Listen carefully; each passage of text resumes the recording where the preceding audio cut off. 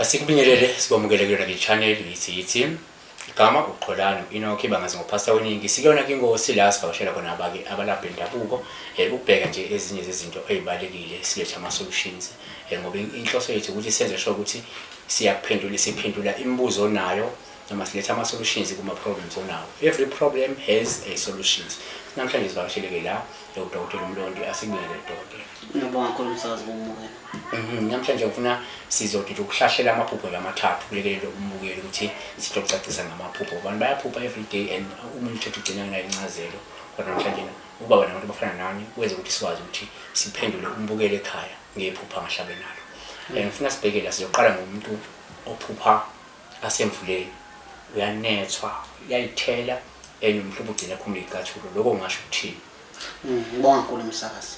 Kuphupha umuntu anethwa liyana nje impela yena ususemvuleni usuke kukhomba lokuthi izinto zakhe azihambi kahle.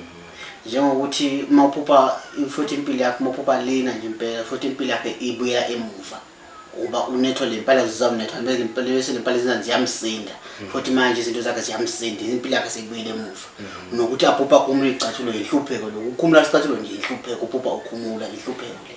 Nokukhumula impahla. Nokukhumula impahla ihlupheko futhi le. Ihlupheko. Usho ihlupheko konke. Okay, umuntu mangenzeka uthola ukuthi uphupha uhamba odakeni. Ethi nje uhamba odakeni mhlawumbe icathulo uyigqokile ngezi ngihamba odakeni lokho kungasho ukuthini? Kuphupha uhamba edakeni ukukhomba ukuthi izinto zakho ziyabhajwa. Ngoba edakeni ngokukhona ukuhamba phakathi edakeni komba izinto zakho zibuyela emuva. Awukhona ngokukhona egishima edakeni izinto zakho zicala manje ziyema ziyaphazamiseka kunezinto eziphazamisayo. Mangiphupha ngihamba ama steps kodwa ngizama ukukhupha ama steps akhuphukeke. Mawuphupha ukukhupha itebhisi.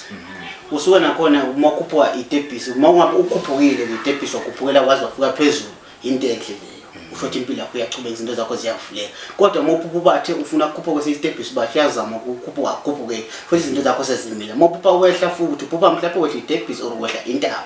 Futhi ukhomba izinto zakho ukuthi manje zibuyele emuva yonke into yakho manje yaqala yaphazamiseka. Mangabe uyathandaza uxube ukuthandaza kakhulu kusho ukuthi izinto zakho ephazamisekayo uma ngabe ukholelwa ukuthi empepheni kusho ukuthi izinto zakho bayakushaya abantu izinto zakho ziyaphazamiseka.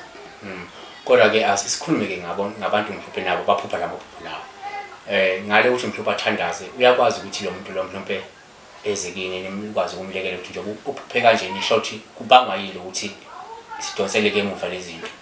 Uyeza umsakazi yeza uma ufika usho cha okay nginkinga kanje sikhona ukubukela sikuhlolele mabe kudinga ukuthi sihlole mangabe ufuna ukuthi nje mhlawumbe kunezinto zakhe eziphazamisayo ukuthi okay basobhalana lana oba kuyenza ukuthi abanye bangani mhlawumbe uthi uma uyaphumelela sokuvela abangani izitha ziyanda if umuntu aphumelele empilweni. Sibakuphonsa abanye emva kwalo mabakuphonsa into zakho zibuyele emuva.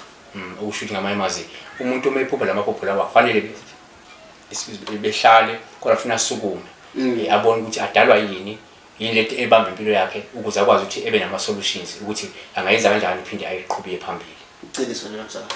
Uzuleke mbukeli ukuthi uDokotela la uMlondi wakwaDlamini uthi ke cha amaphupho asawachazile ukuthi asho ubunzima ongahlubhekana nabo empilweni. Usho impilo yakho behamba kahle kodwa manje sekuzoba nokushintsha impilo yakho iqala ibe nzima.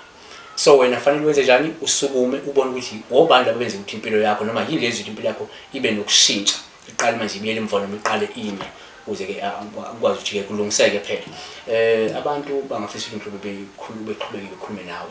Inombolo mhlawumbe utholakala kuzo nale ndawo nje sebenza kuyo. Inombolo ngitholakala enombolweni 8082 84 38 bese 30 bese 35 egcineni. Ngokuphendula ngitholakala na Facebook na WhatsApp ngikhona futhi. Nizwileke babukeli ningakhohlwa ukusubscribe ke nge-channel nokutshela abantu ukuthi ba-subscribe nokulandela nje ama-video noma share nitshele wonke umuntu ukuthi nazi ama-solutions akhona. Nibatshela abantu abanenkinga abacathi inkinga zabo ngeke zalungiseka ke inkinga nenkinga inesixazululo. Usho ukuthi isikhiya nesikhiya siba nawo ukhiya okuvula. So ukwazi ukuthi uma une problem ayikho problem enayo isixazululo. Bakhona kodwa kodwa ukukhonela lokuthi benilekelele kulezo nkinga esuke nibhekene nazo. Enifisela kona okuhle ngathi uNkulunkulu ke enganikeza kunjengoba kunjalo okuhle nomusa ngathi nganilandela.